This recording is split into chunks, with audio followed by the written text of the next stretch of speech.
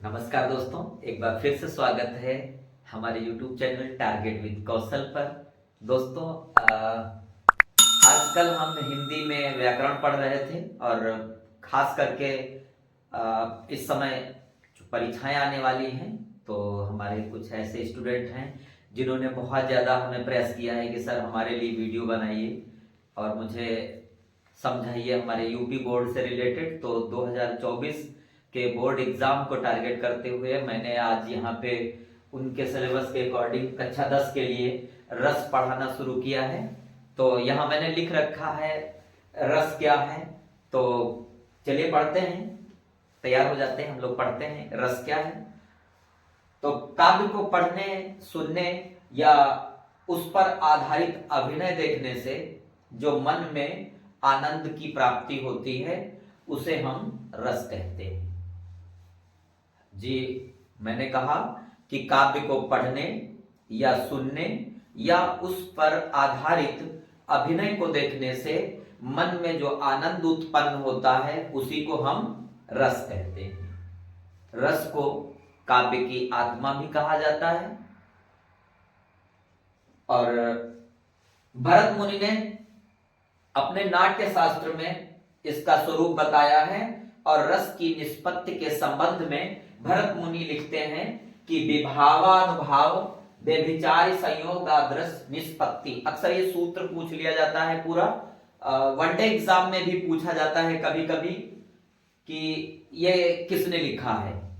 इसका अर्थ है कि विभाव, अनुभाव और व्यभिचारी भाव के संयोग से रस की निष्पत्ति होती है। रस की निष्पत्ति होती है। एक बार फिर से समझिए, विभावानुभाव व्यभिचारी संयोगा दृश निष्पत्ति, अर्थात विभाव, अनुभाव और व्यभिचारी भाव के संयोग से रस की निष्पत्ति होती है। तो हमने जाना कि काव्य को पढ़ने, सुनने या उस पर आधारित अभिनय को देखने से जो मन में आनंद की प्राप्ति होती है उसे हम रस कहते हैं। एक बार फिर से समझिए, काव्य को पढ़ने, सुनने या उस पर आधारित अभिनय को देखने से जो हमारे मन में आनंद उत्पन्न होता है उसी को हम रस कहते हैं। और रस को काव्य की आत्मा भी कहा जाता है। भरत मुनि ने विभाव, अनुभाव और संचारी भाव, व्यभिचारी भाव के संयोग से रस की निष्पत्ति बताया है। ठीक है, अब रसों के स्थायी भाव क्या होते हैं, चलिए उनको हम पढ़ते हैं। रसों के स्थायी भाव।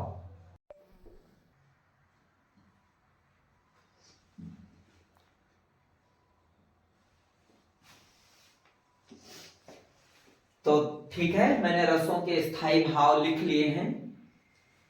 यहां हमने रस लिखे हैं, सीक्वेंस है श्रृंगार रस, करुण रस, शांत रस, रौद्र रस, वीर रस, हास्य रस, भयानक रस, विभत्स रस, अद्भुत रस, वात्सल्य रस, भक्ति रस, और यहां बीच में हमने इनका स्थायी भाव लिख रखा है। अक्सर परीक्षाओं में रस दिया रहता है और उनका स्थायी भाव पूछा जाता है, तो छात्रों को बताना होता है ये रस है तो इसका स्थायी भाव क्या है और उसका अर्थ बताना होता है। यहां मैंने पहले से ही लिख लिया है। अब देखिए, हमारा स्थायी भाव ये लिखा है बीच में और रस इधर लिखा है। पहला रस है श्रृंगार रस। तो श्रृंगार रस का स्थायी भाव रति होता है। श्रृंगार रस का स्थायी भाव रति है या फिर प्रेम है। जैसे कि अर्थ है स्त्री पुरुष के मध्य जो प्रेम होता है उसे श्रृंगार रस में रखा जाता है। श्रृंगार रस का स्थायी भाव रति है। तो हम लोग समझ रहे हैं कि श्रृंगार रस का स्थायी भाव रति है और अर्थ इसका यह है कि जो स्त्री पुरुष के मध्य प्रेम होता है वहां इसका प्रयोग होता है। दूसरा है करुण रस। करुण रस का स्थायी भाव शोक है। करुण रस का स्थायी भाव क्या है, शोक है। अपने प्रिय के वियोग में, प्रिय के वियोग के कारण जो शोक का भाव होता है वहां पर करुण रस होता है। एक बार फिर से समझिए, करुण रस का स्थायी भाव शोक है और इसका अर्थ है प्रिय के वियोग से उत्पन्न जो शोक का भाव होता है या प्रिय के वियोग के कारण जो शोक का भाव होता है वहां पर करुण रस होता है। ठीक है। अगला अगला शांत रस है। शांत रस का स्थायी भाव निर्वेद होता है। शांत रस का स्थायी भाव निर्वेद है और ये इसका अर्थ है संसार के प्रति मिथ्या या उदासीनता का भाव। जब सांसारिक प्रेम से व्यक्ति ऊपर उठ जाए, सांसारिक चीजें जो हैं उनसे उदासीन हो जाए, सब कुछ मिथ्या लगने लग जाए, जो सांसारिक वस्तुएं हैं वो जब मिथ्या लगने लग जाएं, तब इस स्थिति में शांत रस होता है और शांत रस का स्थायी भाव निर्वेद होता है। ठीक है। अगला रस है रौद्र रस। रौद्र रस का स्थायी भाव क्रोध होता है। रौद्र रस का स्थायी भाव क्रोध होता है। इसका अर्थ है किसी कार्य की असफलता के कारण जो उत्पन्न भाव होता है वो रौद्र रस होता है। किसी कार्य की असफलता के कारण, सपोज करो हम कोई कार्य करना चाहते थे लेकिन अब उसमें असफल हो गए, सक्सेस नहीं मिली, तो हम क्रोधित होते हैं। रस होता है रौद्र रस और उसका स्थायी भाव होता है क्रोध। कब होता है? अर्थ क्या है?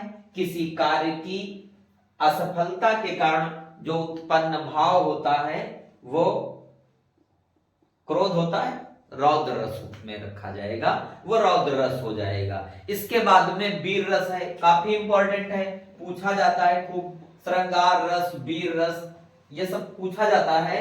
तो वीर रस का स्थायी भाव उत्साह होता है। वीर रस का स्थायी भाव क्या है? उत्साह है। वीरता, दया, दान आदि से जुड़ा प्रसन्नता का जो भाव होता है वो इसका अर्थ है। तो वीर रस का स्थायी भाव क्या हो गया? उत्साह हो गया। वीर रस का स्थायी भाव उत्साह हो गया और उसका अर्थ है वीरता, दया, दान आदि से जुड़ा हुआ या प्रसन्नता का जो भाव है वो। इसके बाद में आता है हास्य रस। बहुत इंपॉर्टेंट है, अक्सर पूछा जाता है। हास्य रस का स्थायी भाव हास होता है। मैं आगे अभी ये स्थायी भाव बताने के बाद में जब मैं पढ़ाऊंगा आपको तो मैं बताता रहूंगा कि ये हास्य रस का स्थायी भाव हास है। अर्थ क्या है? चेहरे पर उत्पन्न भाव उल्लास या हंसी। जब हम इसको थोड़ा डीपली पढ़ेंगे चल करके आगे हास्य रस को, तो हम सारी चीजें क्लियर करते हुए चलेंगे, आपको समझाएंगे, आपकी तुरंत ही समझ में आ जाएगा एक ही बार में कि हास्य रस क्या है। हास्य रस का स्थायी भाव आज समझ लीजिए। हास्य रस का स्थायी भाव हास होता है। चेहरे पर उत्पन्न भाव उल्लास या जो हंसी का भाव होता है, ये इसका अर्थ होता है। इसके बाद में अगला रस है भयानक रस। भयानक रस का स्थायी भाव भय होता है। भयानक रस का स्थायी भाव भय होता है। इसमें क्या होता है? इसका अर्थ है कि भयानक जीव या वस्तु को देखकर मन में जो उत्पन्न डर होता है, जब हम डर जाते हैं यकायक किसी चीज को देख करके, जैसे कि हमने अचानक से कोई बहुत बड़ा सा काला सा सांप देख लिया जहरीला और हम डर गए, तो इस स्थिति में भयानक रस की निष्पत्ति होती है। भयानक रस का स्थायी भाव भय होता है। भयानक जीव या किसी वस्तु को देखकर हमारे मन में जो डर उत्पन्न हो जाता है, इस स्थिति में भयानक रस की उत्पत्ति हो जाती है। ठीक है। अगला है विभत्स रस।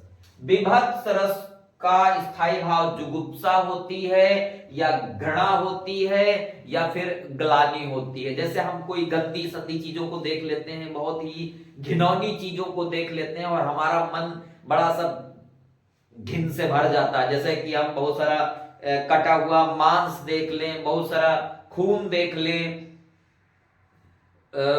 मांस के लोथड़े देख लें, कटे हुए लोगों को, कटे फटे लोगों को देख करके बड़ा मन को घृणा होने लग जाए, जुगुप्सा। तो विभत्स रस का स्थायी भाव जुगुप्सा है या घृणा है या ग्लानि है। अर्थ की बात करें तो किसी घिनौनी वस्तु से मन में जो ग्लानि उत्पन्न होती है या दूसरों की जाने वाली जो निंदा होती है, वो इसके अर्थ में वो चीजें आती हैं। विभत्स रस वही होता है जहां पर घिनौनी वस्तुएं जिनसे घिन उत्पन्न होती है वो देखें, या फिर दूसरों की जाने वाली जो निंदा है वो इसमें रखी जाती है। ठीक है, ये विभत्स रस हो जाता है। इसके बाद में अगला जो रस है वो है अद्भुत रस। कौन सा? अद्भुत। कहते नहीं बड़ा अद्भुत है, अपने आप में बहुत आश्चर्यचकित कर देने वाली चीजें। अद्भुत। अद्भुत रस का स्थायी भाव विस्मय है या आश्चर्य है। ठीक है ना, देखिए समझ में आ गया होगा। अद्भुत का मतलब है जो हमें आश्चर्यचकित कर दे, तो अद्भुत रस का स्थायी भाव विस्मय होता है या फिर आश्चर्य होता है। अर्थ प्रयोग करें तो आकर्षक वस्तु देखकर मन में उत्पन्न जो आश्चर्य का भाव होता है। ऐसा हमने कोई चीज देखी बहुत ही जिससे हमको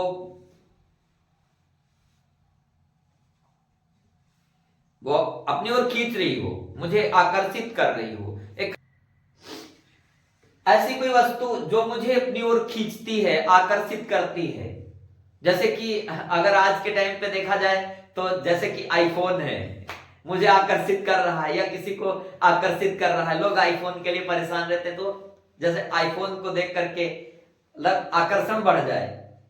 आकर्षक वस्तु देखकर मन में उत्पन्न जो आश्चर्य का भाव है वहां पर अद्भुत रस होता है, जब कोई विस्मय या आश्चर्य हो, है ना। आकर्षक वस्तु देखकर मन में उत्पन्न आश्चर्य का भाव। अगला रस जो है वो है वात्सल्य रस। वात्सल्य रस जो है उसका स्थायी भाव वत्सलता होती है या फिर स्नेह होता है। और आपको पता है वत्सलता बच्चों के प्रति की जाती है, वात्सल्य रस छोटे बालक जो होते हैं उनके साथ में वहां पर ये देखने को मिलता है रस।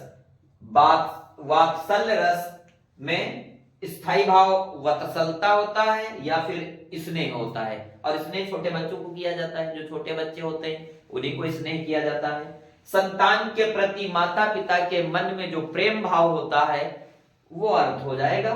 संतान के प्रति माता पिता के मन में जो प्रेम का भाव है उसे वात्सल्य रस में रखा जाता है, वो वात्सल्य रस में आता है। और इसके बाद में अगला जो रस है वो है भक्ति रस। भक्ति रस देव विषयक रति, इसका स्थायी भाव होगा या फिर अनुराग होगा। अनुराग का भी अर्थ प्रेम है, और देव विषयक रति मतलब जो देवताओं के लिए प्रेम हो। भक्ति रस का स्थायी भाव हो गया देव विषयक रति या फिर अनुराग। ईश्वर के प्रति मन में उत्पन्न जो प्रेम भाव है वो इसका अर्थ होगा। तो दोस्तों आज हमने जाना कि रस क्या है।